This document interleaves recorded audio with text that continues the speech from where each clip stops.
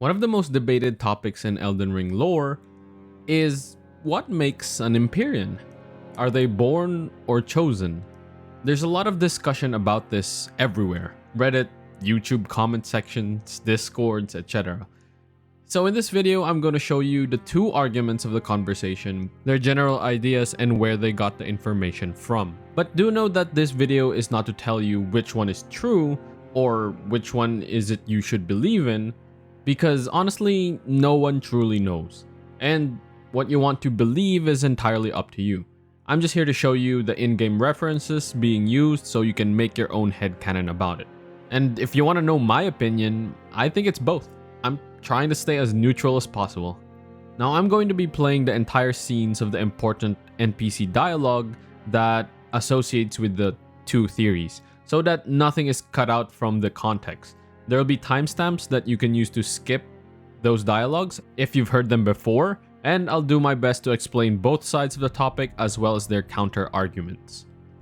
Now, before we go on with the arguments, let's first explain what an Empyrean is. Though, to be honest, what we know is very limited.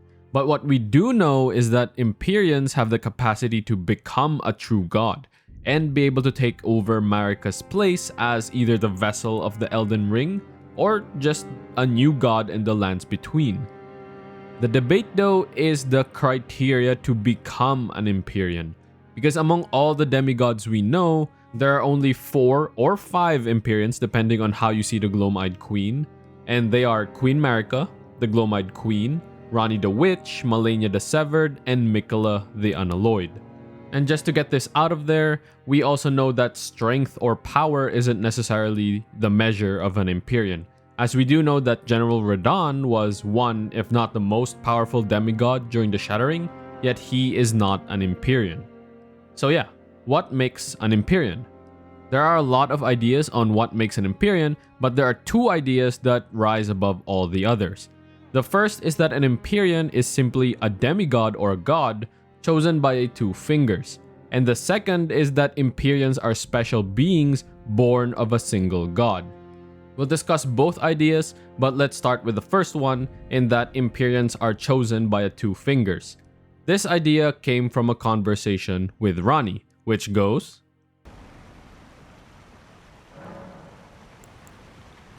"Let us speak of the past a while. I was once an Empyrean, of the demigods. Only I, Miquella, and Melina could claim that title. Each of us was chosen by our own 2 fingers, as a candidate to succeed Queen Marika, to become the new god of the coming age, which is when I received Blythe, in the form of a vassal tailored for an Empyrean. But I would not acquiesce to the 2 fingers. I stole the rune of death, slew mine own Empyrean flesh, casting it away. I would not be controlled by that thing.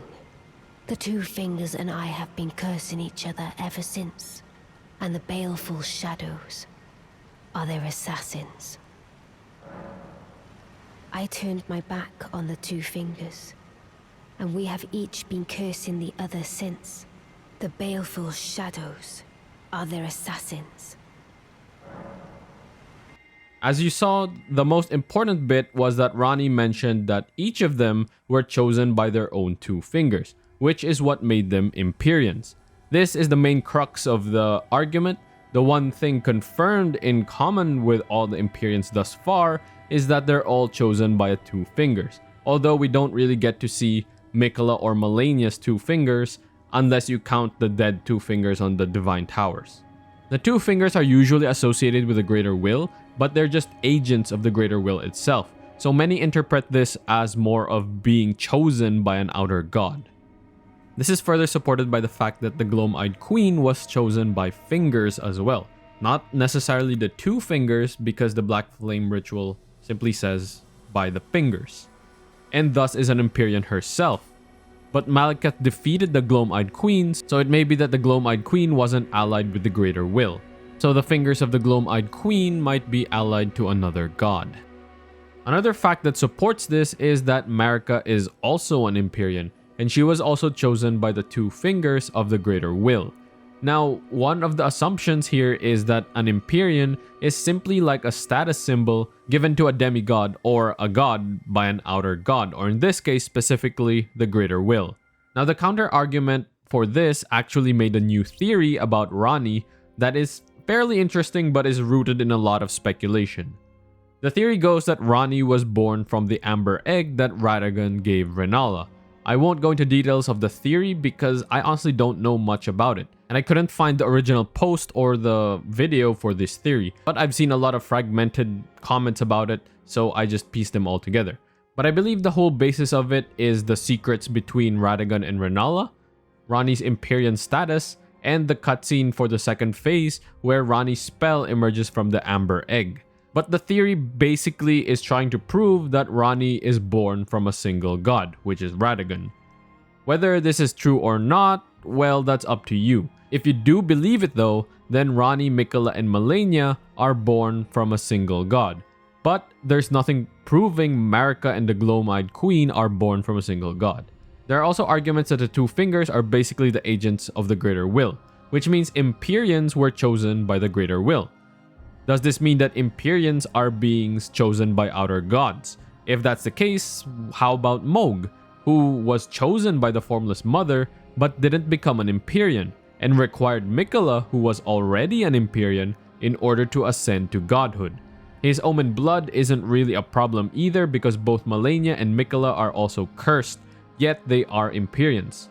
Now there are a lot more arguments that people make, but if I cover them all, then we'll be here forever. So instead, let's move on to the second theory. The second theory is that Empyreans are born from a single god. This idea originally came from the remembrance of the wrought goddess item description, which states the following. Miquella and Melina are both children of a single god. As such, they are both Empyreans, but suffered afflictions from birth.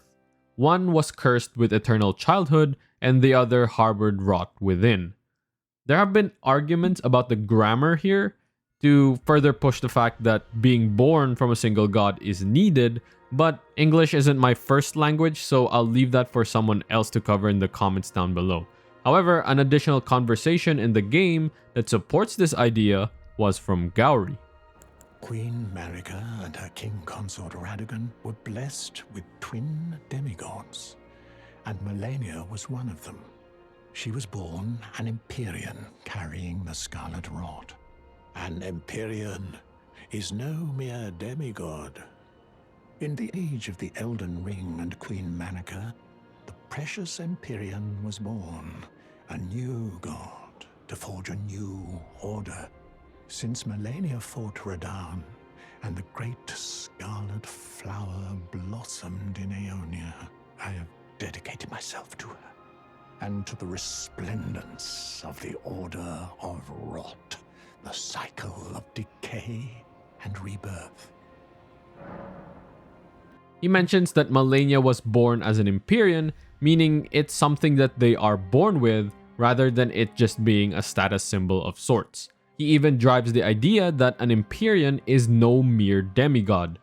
Now, despite Gowry saying the twins were born from Marika and Radagon, we know that in reality they are a single god, which supports the idea that Empyreans are not just chosen, but have to be born as an Empyrean. Now, counter-argument to this is that there's nothing to prove that Marika and the Gloam-Eyed Queen are born from a single god. There's also the conversation of Queen Marika and Radagon, which states, Spoken echoes linger here, words of Queen Marika, who vanished long ago.